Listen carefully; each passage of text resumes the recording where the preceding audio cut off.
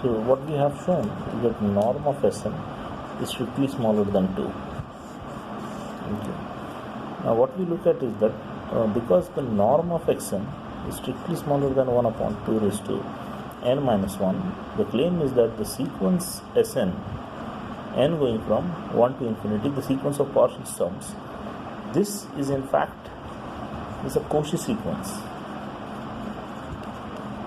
This is a Cauchy sequence. If you look at m and n, suppose Sm minus Sn we look at its norm, m greater than or equal to n.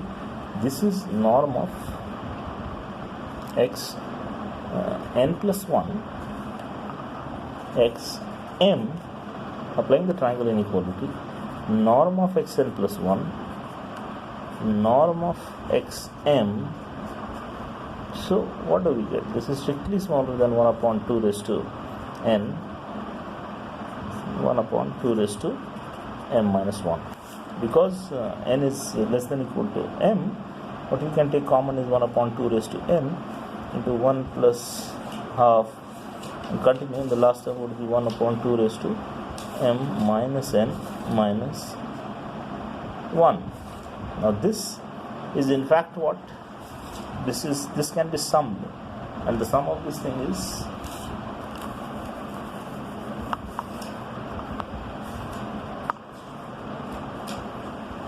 the norm of Sm minus Sn is strictly smaller than 1 upon 2 raised to n into the sum of these terms is the 1 minus 1 upon 2 raised to m minus n divided by 1 minus half,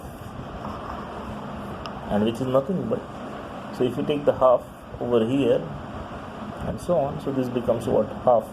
In the denominator, this half is the numerator, so 1 upon 2 raised to n minus 1 into 1 minus 1 upon 2 raised to m minus n, which again, if you look at, is a strictly smaller than, so this term over here is 1 minus something, it is strictly smaller than 1 upon 2 raised to n minus 1. 1 upon 2 raised to n minus 1. The point is that this can be made to be less than epsilon.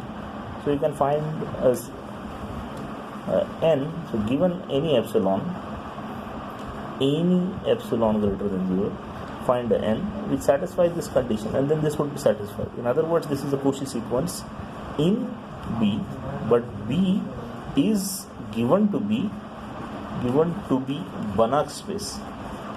Given to be a Banach space, so what do we have is that it's a complete metric space. So Sm converges. So in fact, what we can see is that the limit exists, and the limit would be called by the name x. The x is nothing but x1 as a symbol, x3. And what does this mean? Infinite sum is that the sequence Sn, this converges to x, and t of x would be t of x1 plus and so on, so on, so on. So which is nothing but your y. Why? Because norm of tx converges to y. We have also epsilon by 2n there.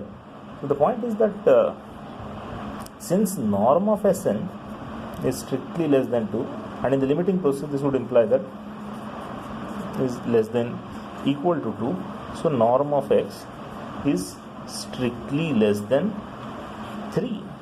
That is what the point is there. In other words, y is belong to PS3.